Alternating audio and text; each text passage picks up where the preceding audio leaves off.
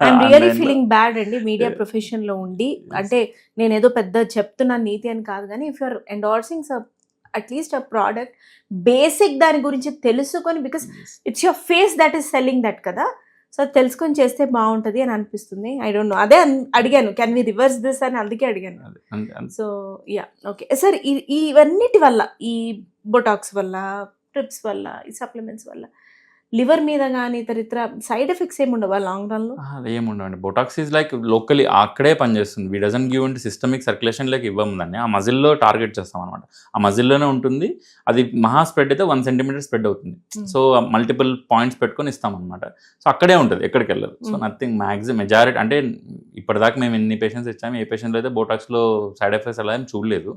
There are there, but very rare, very very rarest అనమాట అవి possibilities అనేవి. Okay, rest all is like ruled out, supplements కి దానికి side effects ఏమీ ఉండవు. ఓకే సార్, మీ ముదితాలో టాక్సిక్ పీపుల్ కూడా ఎడిట్ చేసే ఇంజెక్షన్స్ ఏమైనా ఉన్నాయా సర్టన్ లైఫ్స్ నుంచి? ఫర్ ఎగ్జాంపుల్ నా లైఫ్ లో టాక్సిక్ పీపుల్, ఆయన లైఫ్ లో టాక్సిక్, ఇలా ఇంజెక్షన్, ఒక్క ఇంజెక్షన్ ఇచ్చి వాళ్ళు కూడా అవుట్. బాడీలో టాక్సిన్స్ ఎలాగైతే బయటకు వెళ్ళిపోతాయో వీళ్ళని కూడా అట్లేం లేవా? రీసెర్చ్లు జరగట్లేదా సార్ దీని మీద? చేయలేదు ఇంకా. Okay, it's okay sir. ఈ జెండర్ చేంజ్ ఆపరేషన్స్ కూడా జరుగుతున్నాయి. తెలిసిన వాళ్ళు, ఇన్ఫ్లుయెన్సర్స్, ఆర్టిస్టులు కూడా చేసుకున్న వాళ్ళు ఉన్నారు. బట్ నేను ఫస్ట్ అసలు ఒక హ్యూమన్ యాంగిల్ అడుగుతాను సార్, దాని తర్వాత ఎందుకు మన నేచర్ ఇచ్చిన మన జెండర్ ఏదైతే ఉందో అది ఎందుకు మనం చేంజ్ చేసుకోవాలి అని అనుకుంటాను జనరల్లీ ఎవరైనా. అంటే ఇట్స్ లైక్ అంటే it's like person to person differ అవుతుందండి thought, how they think about their cells. అంటే మీ దగ్గరకు వచ్చినప్పుడు you will analyse the patients, ఎందుకు అని అడిగి తర్వాత కదా మీరు. అంటే వాళ్ళకు కూడా చెప్తా, అంటే ఇప్పుడు మనం చేయాలన్నా కూడా we have to consider there also. They feel like they are an entirely different body. ఒక ఫీమేల్ని నేను మేల్ బాడీలో ఉన్నాను, ఇరుక్కుపోయాను అనే ఫీలింగ్లో ఉంటారు. So frankly to say, so we feel that it's their decision, it's not family decision. ఇట్లా life ఎవరిదో వాళ్ళే లీడ్ చేస్తుంది. We consider social circumstances, family consider చేస్తే అవన్నీ వాళ్ళు చూసుకోకుండా రారు కదండి. No one want to be different. So మనం ఒకటి అర్థం చేసుకోవాలి, no one want to be entirely different. నేను ఎంటైర్లీ డిఫికల్ట్ సిచ్యువేషన్లోకి వెళ్ళాలని ఎవరు వెళ్ళరు. So it's not easy for them to lead completely. ఒక మేల్ ఫీమేల్ అవ్వాలి, ఒక ఫీమేల్ మేల్ అవ్వాలి అంటే అంత ఈజీ కాదు. So they have to go with different surgeries.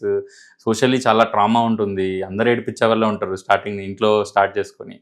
ఎవరు అంతా నేను నా కష్టాల్లో పడాలని పడరు ఎవరు వెళ్ళి.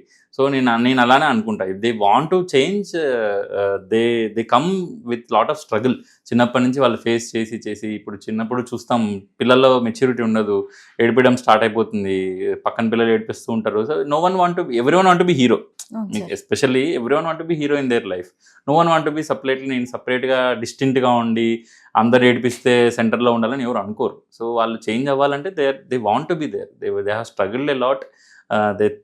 వాళ్ళు చాలా ఆలోచించే డెసిషన్ తీసుకొని వస్తారు. సో అది కాక రూల్స్, నార్మ్స్ ఉంటాయండి. సో సర్జరీ చేసే ముందు కూడా వెంటనే వస్తేనే చేసాం. They have to lead like female, they have to lead their life as a male. ఇప్పుడు ఫీమేల్ టు మేల్ అవునా వాళ్ళు ఒక మేల్ లాగా లైఫ్ లీడ్ జెండర్ అయితే చేంజ్ అవ్వాలనుకుంటున్నారు వాళ్ళు అలా లీడ్ చేయమని చెప్తాం. చెప్పి వాళ్ళు అలా లీడ్ చేస్తాము, మాకి వీఆర్ హ్యాపీ విత్ దిస్. ఆ తర్వాత వి మేక్ దమ్ కన్సల్టెంట్ సైకాట్రిస్ట్ని కూడా కన్సల్ట్ అవ్వమని చెప్తాం. 2 సైకాట్రిస్ట్ని కన్సల్ట్ అవుతారు. అయ్యేసి psychiatrist will rule out. So it's a genuine thing or they are facing any other issues like depression కానీ లేకపోతే ఏమన్నా అదర్ ఇష్యూస్ ఏమన్నా చూసి దే కన్ఫర్మ్ లేదు, they are perfectly normal, they want to get gender change అని చెప్పిన తర్వాతనే gender change సర్జరీకి వెళ్తారు. This is a very major కదా, వెరీ మేజర్ థింగ్ అండి. Major surgeries major thing, not just one. So ఇప్పుడు మేల్ టు ఫీమేల్ అనుకోండి, genital changes నుంచి వస్తుంది. Genital change, male to female genital change, breast size పెంచడము, తర్వాత ఫేస్లో చేంజెస్ తీసుకొస్తాం. నోస్ ఇప్పుడు ఒక్కొక్క మేల్ ఫీమేల్ ఫేస్ చేంజ్ అయిపోతుంది అండి. So starting from hair line, మేల్లో కొద్ది వెనక్కి ఉంటుంది, ఫీమేల్స్ తక్కువ ఉంటుంది. సో అక్కడి నుంచి మొత్తం చేంజ్ అవుతుంది. So there are lot of things surgeries. So they also go through the pain, financial burden, everything. But అంత స్ట్రెస్ తీసుకుంటున్నారంటే ఎస్ ఆఫ్ కోర్స్. ఇందాక మీరు ఒక పాయింట్ రేజ్ చేశారు సార్, బట్ ఇప్పుడు మామూలుగా అంటే అందరూ కూడా బ్రెస్ట్ రిడక్షన్కి, బ్రెస్ట్ ఎన్హాన్స్మెంట్కి కూడా వస్తున్నారు. Enhancement is even fine, thanks to all those lyricist and writers, ఆడవాళ్ళని వర్ణించి అసలు ఇలా ఉంటేనే, ఇలా ఉండకపోతే సోషల్లీ యాక్సెప్టబుల్ కాదు అన్న సినారియో తీసుకొచ్చేసారు. బట్ దెన్ బ్రెస్ట్ రిడక్షన్కి మీరు ఇందాక మనం ఆఫ్ ద కెమెరా డిస్కస్ చేస్తున్నప్పుడు రావటం, హస్బెండ్ ఇప్పుడు బాగానే ఉంది కదా అంటే నీకేం తెలుసు నా బాధ, నువ్వు ఉంటే తెలుస్తుంది, లేకపోతే నువ్వు పెంచుకో నీకు తెలుస్తుంది, ఇలా కూడా అని బ్రెస్ట్ రిడక్షన్కి వచ్చి అది వాళ్ళకి ఎక్కడో బాడీ షేమింగ్ ఇన్వాల్వ్ అయి ఉంటుంది సార్ కదా. తక్కువ ఉన్నా ఎక్కువ ఉన్నా the way people generously look at those private parts and comment anything. ఒక హాయి, ఒక బాయి, ఒక చెట్ల గురించి మాట్లాడుతున్నట్టు దట్ ప్రైవేట్ బాడీ పార్ట్ గురించి మాట్లాడడం అనేది really it's not civilization according to me. అక్కడి నుంచి వాళ్ళకి no I have to reduce this of అని అనిపిస్తుంది, లేకపోతే I have to enhance this అని అనిపిస్తుంది. So what is the psychological aspect involved in this? First అన్నది ఎస్పెషల్లీ ఇదే అండి, పక్కన వాళ్ళు ఏడ్పియడం ఇదే ఉంటుంది. అదొక కోణం. అందుకే అడిగా టాక్సిక్ పీపుల్ ని మైనస్ చేసే ఇంజెక్షన్స్ ఏమైనా కనుక్కున్నారు sir? Okay. So one aspect is పక్కన వాళ్ళ ఏడిపించడం ఇలా అంటే, ఇంకొక aspect is they want to look beautiful, their idea of perfection మారుతుంది. సో వాళ్ళు ఇఫ్ దే కమ్ విత్ ఈ ప్రెజర్, ఇప్పుడు బ్రెస్ట్ ఎన్హాన్స్మెంట్ అనుకోండి, entirely patient choice, entirely person choice అది. So because there is no నష్టం లేదు, ఎన్హాన్స్మెంట్ కి నష్టం లేదు, చేయకపోయినా నష్టం లేదు. Patient if they are happy. Reduction అనేది అంత ఈజీ టాపిక్ కాదండి. ఈ రిడక్షన్ ఎలా అంటే, ఇప్పుడు ఎస్పెషల్లీ చాలా మంది ఫీమేల్స్లో చాలా మంది ఉంటారు, నాట్ లెస్. నేను frankly to say in Mudita the most commonly done surgery is breast reduction, not even implants. Reduction is I do commonly breast reduction regularly.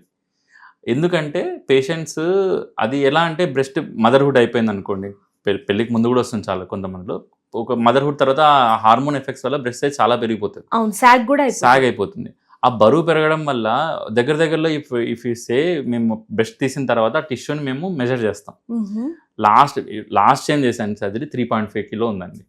మనకు ఒక అర్ధగంట మెడకి ఏదైనా బరువు తగిలిస్తే అది వేరే మ్యాటర్.